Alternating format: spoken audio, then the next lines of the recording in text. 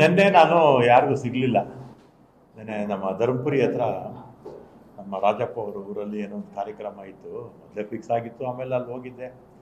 ಆಮೇಲೆ ನೆನ್ನೆ ಯಾರಿಗೂ ಸಿಕ್ಕಿಲ್ಲ. ಆಮೇಲೆ ಸುರ್ಜೇವಾಲ ಅವರು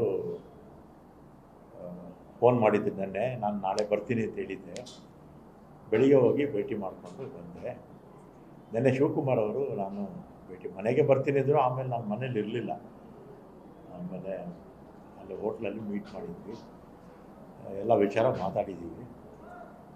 ಮತ್ತು ಇವತ್ತು ಕೂಡ ನೆನ್ನೆ ಏನೇನು ಮಾತಾಡಿದೆ ಅಂತ ಅದನ್ನೆಲ್ಲ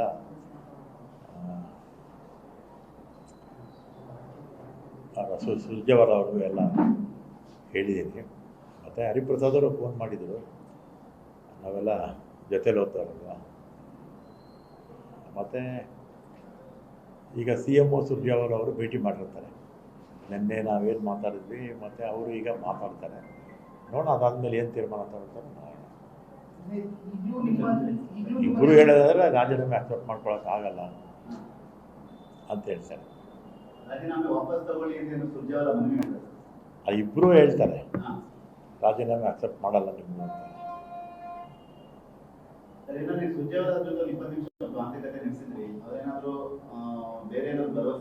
ಇಲ್ಲ, CM ನಿನ್ನೆ ನಾನು CM ಮಾತಾಡಿದ್ದೀನಿ. ಆಮೇಲೆ ನೀವು ನಿನ್ನೆ ನಾವೇನು ಮಾತಾಡಿದ್ವಿ ಅದನ್ನು ನೀವು ಬರ್ತಾರಲ್ಲ, ಅವ್ರ ಹತ್ರ ಮಾತಾಡಿ ಅಂತ ಹೇಳಿದ್ವಿ ಅಷ್ಟೇ. ಬದಲಾವಣೆ ಇಲ್ಲ, ಅವರಿಬ್ಬರು ಮೀಟ್ ಮಾಡ್ತಾರೆ.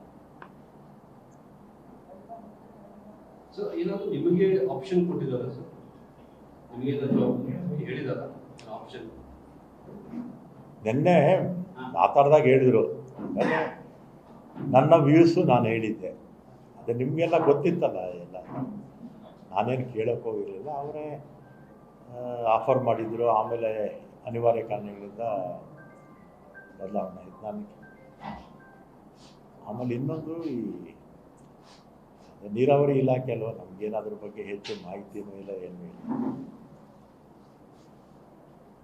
ನೋಡೋಣ, ಈಗ CM ಇವರು ಸುರ್ಜೇವಾಲ ಅವರು ಮಾತಾಡಿದ್ದಾರೆ.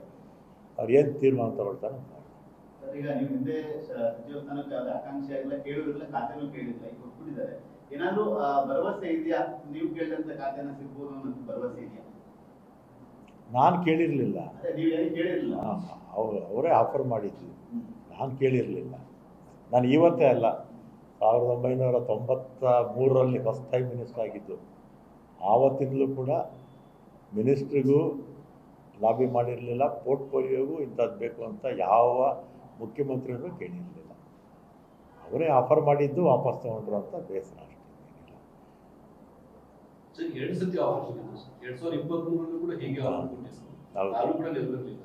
ಮತ್ತೆ ಈ ಪ್ರಮಾಣ ವಚನಕ್ಕೂ ಒಂದಿನ ಮುಂಚಿತವಾಗಿ ಕೂಡ ನಿಮಗೆ ಆಫರ್ ಕೊಟ್ಟಿದ್ರು. 2 ಬಾರಿ ಕೂಡ ಇದೇ ರೀತಿ ಆಗಿರುವಂಥದ್ದು. ಎಷ್ಟು ಯಾವ ಕಾರಣಕ್ಕೆ ಹಿಂಗೆ ಆಗ್ತಿದೆ ಅಂತ ಹೇಳಿ ನಿಮ್ಮದೇ ಆದ ಶಕ್ತಿ ಸಾಮರ್ಥ್ಯ ಬೆಂಗಳೂರಿನಲ್ಲಿರುವಂಥದ್ದು ಯಾಕೆ ಈ ರೀತಿ ಆಗ್ತಾ ಇದೆ? ಯಾವ ಕಾರಣಕ್ಕೋಸ್ಕರ ಹಿಂಗೆ ನೀವು ಯಾವುದೇ ಆಕಾಂಕ್ಷೆ ಎಲ್ಲ ಅವರೇ ಕೊಡ್ತೀವಿ ಮಾತು ಕೊಟ್ಟಿದ್ರು ಕೂಡ 2 ಬಾರಿ ಕೈ ತಪ್ಪಿ ಯಾವ ಕಾರಣಕ್ಕೆ ಅಂತ? ಅದು ಯಾಕೆ, ಅದೆಲ್ಲ ಹಳೆ ಕತೆ ಬಿಡಿ, ಏನೇನೋ ಆಗಿದೆ. ಈಗ ಏನಾದ್ರು ಈಗ ಸುರ್ಜೇವಾಲ ಅವರು DK ಮುಖ್ಯಮಂತ್ರಿಗಳು ಮಾತುಕತೆ ನಡೆಸಿದ್ದಾರೆ, ಮೀಟಿಂಗ್ ಮಾಡಿದ್ದಾರೆ. ಒಂದು ಪಾಸಿಟಿವ್ ರೆಸ್ಪಾನ್ಸ್ ಬರುತ್ತೆ ಅನ್ನೋ ನಿರೀಕ್ಷೆ ಇದೆಯಾ? ಗೊತ್ತಿಲ್ಲ, ಈಗ ಫೋನ್ ಮಾಡ್ತೀನಿ. ಹೈಕಮಾಂಡ್ ನಾಯಕರು ಯಾರಾದ್ರೂ ಫೋನ್ ಮಾಡ್ತೀನಿ. ಇಬ್ಬರು ಇಲ್ಲಪ್ಪ ರಾಜೀನಾಮೆ ಅಕ್ಸೆಪ್ಟ್ ಮಾಡ್ಕೊಳಕ್ಕಾಗಲ್ಲ ಅಂತಲೇ ಹೇಳ್ಬಿಟ್ರು ನೇರವಾಗಿ. ಆದರೆ ನನ್ನ ಅಭಿಪ್ರಾಯ ನಾನು ಹೇಳಿದ್ದೀನಿ, ಹೇಳಿ ಬಂದಿದ್ದೀನಿ. ನ್ಯೂಸ್ ಫಸ್ಟ್, ನಿರ್ಭೀತಿಯಿಂದ ನಿಮ್ಮ ಪರವಾಗಿ.